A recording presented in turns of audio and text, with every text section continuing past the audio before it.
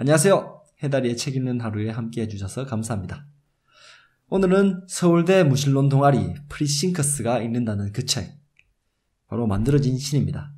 원제는 The God Delusion, 신망상, 한마디로 신의 존재는 망상이라는 거죠. 기독교인이지만 저는 이 책이 아주 흥미있고 재미있고 마음에 드네요. 마음이 넓은 척하기 위해 하는 말이 아니에요. 저는 정말 이분에게 종교적인 동질감까지 느껴집니다. 세상에서 제일 기쁜 건 구독하기. 이 책은 아시다시피 신은 사람들이 만들어낸 허구이고 세상의 모든 것은 과학으로 입증 가능하다는 이야기를 하는 무신론 책이에요. 책을 읽는 초반 인상은 저도 영 좋지 못했어요. 무엇이 참이고 거짓인지에 집중해서 가려내기보다는 무신론이 얼마나 힘차고 독립적이고 건강한 것인지를 이야기하고 종교에 대한 적대감을 강하게 드러내거든요. 특히나 아브라함으로 시작되는 종교들, 기독교와 이슬람, 유대교에 적대적이죠. 제 생각으로 아마 세상을 만든 창조신이라는 개념 때문인 것 같아요. 불교나 유교 같은 건 종교로 보지 않고 윤리체계나 인생 철학으로 다루어도 될 법하다고 하죠. 종교에 적대적인 감정을 가진 분들은 이런 적대적인 표현만으로도 기분이 좋아질 것 같은데요. 하지만 우리는 기분 좋으려고 이렇게 두꺼운 책을 읽는 게 아니라 무엇이 참이고 거짓인지를 알기 위해서 읽는다는 것, 그것을 잊어버려서는 안 됩니다. 아닌가요? 이 첫 번째 장, 대단히 종교적인 불신자라는 제목이 처음에는 이해를 잘 못했는데 책을 다 읽어보니까 무신론자의 의미를 정말 정확하게 표현했다고 생각되더라고요. 리처드 도킨스, 이분은 종교인입니다. 무신론이라는 종교에 아주 신실하신 분이죠. 무신론에 대해서 변론으로 증명하는 변증가로 볼 수도 있겠네요. 저희 이전 영상을 보신 분들은 무신론자가 되는 것도 얼마나 어려운 일인지 알고 계실 거예요. 이 책을 읽으신다면 확실히 선택해야 합니다. 무신론이든지 유신론이든지요. 도킨스는 종교인과 함께 신이 있는지 없는지 알 수 없다는 불가지론까지 크게 인정하지 않아요. 굳이 신경 쓸 필요는 없지만 유니콘이나 이빨 요정이 존재하는지 50%의 확률로 이야기하지 않듯이 신도 존재 여부를 50%의 가능성으로 이야기할 필요가 없다고 이야기하죠. 이건 유신론자들이 더 반가워할 이야기가 아닌가 싶네요. 2장 신가설, 이 2장 신가설에서 그 이야기를 상세히 해줍니다. 신이라는 건 지구와 화성 사이의 궤도를 따라서 태양을 도는 중국의 차추전자가 있다는 가설과 같은 가설일 뿐이라는 거죠. 3장 신의 존재를 옹호하는 논증들, 종교를 옹호하는 다양한 논증들이 있죠. 여기선 그걸 반박하는 논증을 합니다. 특히 종교인들은 진실인 것과 진실이라고 믿고 싶은 것의 차이를 구분하지 못하는 것이라고 하는 게 핵심이죠. 4장 신이 없는 것이 거의 확실한 이유에서는 여기서는 진화론으로 창조론을 비판합니다. 창조론 중에 이런 논증이 있죠. 고물 야적장에 회오리 바람이 불어서 우연히 보잉 747기가 만들어지는 것이 불가능하듯이 이 복잡한 우주는 설계자가 있고 그 설계자는 신이다 라는 것 한 번쯤 들어보셨죠?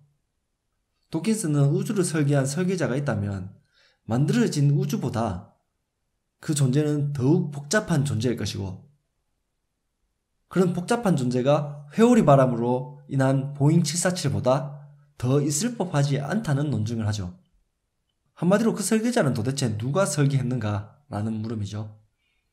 아마 이것은 이 책과 우리 모두의 핵심 질문이며 모든 것의 근본을 묻는 질문입니다.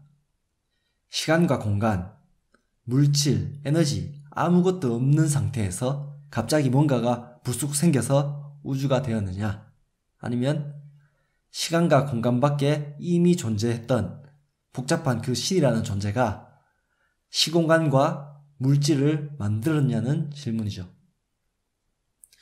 5장 종교의 뿌리, 이 장은 도킨스가 종교가 어떻게 생겨났는지 진화론적으로 나름의 뿌리를 찾는데요. 이 부분은 차라리 무신론 철학자들의 이야기를 보시는 게 나을 것 같네요. 진화의 부산물로서 사람들의 영생을 바라는 심리 때문에 생겨난 거라는 그런 이야기인데 도킨스의 개인적인 견해이지 않을까 싶어요. 종교가 생긴 것에 대한 워낙 다양한 견해가 있으니까요. 6장 도덕의 뿌리 우리는 왜 선한가?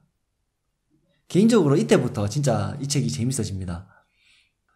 종교인들, 특히 기독교인들의 비열한 행동을 많이 이야기해 주거든요. 당신이 불탈 때 우리는 웃고 있을 거야 라는 제목의 편지를 받은 것도 이야기해 주고요. 기독교인들이나 이슬람교인들이 낙태나 동성애자들을 정죄하고 잔인하게 살인하는 이야기 등 종교인들이 저지르는 매우 오만하고 끔찍한 사례들을 많이 이야기해 줍니다. 그리고 7장 선한 책과 변화하는 시대 정신에서 그 문제가 성경의 윤리 기준 자체에 문제가 있다고 고발하죠. 구약과 신약에 나온 하나님을 본격적으로 비난하기 시작합니다.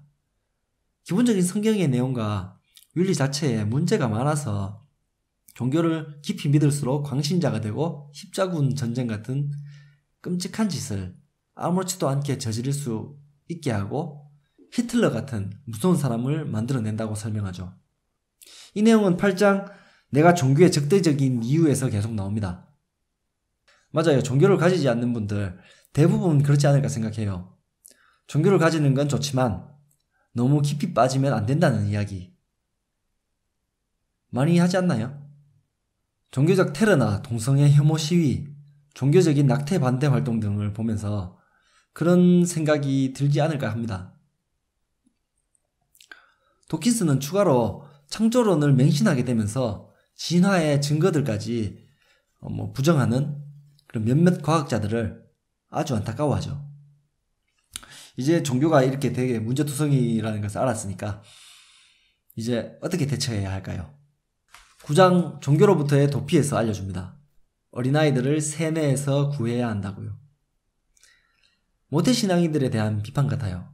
날 때부터 부모로부터 지정된 종교가 참된 신앙이라고 착각한다는 거죠.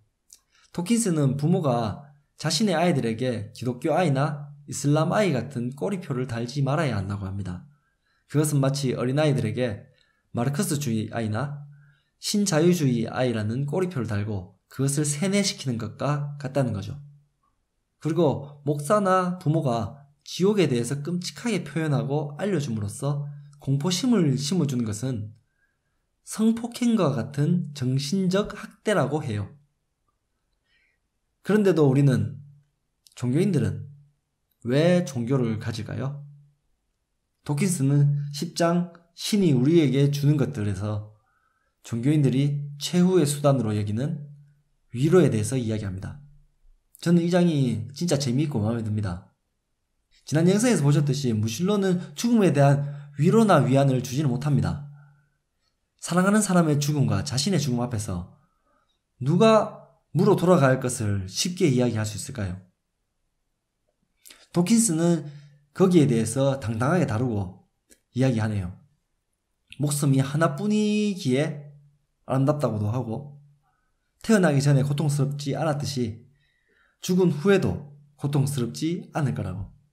그리고 천국과 신을 믿는다고 하는 사람들 중에 많은 사람들이 죽음을 두려워하고 슬퍼한다는 이야기를 해주죠. 하늘에 계신 아버지를 만나러 가는 것인데 왜 두렵고 슬프냐고요.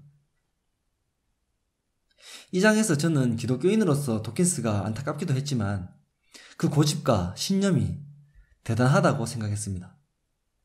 물론 제가 이 책을 읽고 무신론자가 되고 싶어진다고는 하진 않았습니다. 개인적으로 도킨스에게 동의하는 부분들이 많았어요. 책을 보면서 제발 이러지 마! 이 바보 같은 미친 기독교인들을 하면서 읽어 내려가기도 했죠. 저도 기독교인으로서 좋은 모습 못 보여드려서 정말 죄송스럽습니다. 저를 포함한 대부분의 사람들은 자극적이고 나쁜 면을 보는 경향이 있죠. 도킨스도 책에서 스스로 인정해요. 종교의 나쁜 단면을 보고 이야기하는 것을요. 만약 그런 세심하고 미묘한 종교가 주류라면 세계는 확실히 더 나은 곳이 되었을 것이고 다른 책을 썼을 것이라고. 저도 일반화하고 오해하지 말라고 이야기하고 싶지는 않아요. 많은 기독교인들이 그러니까요.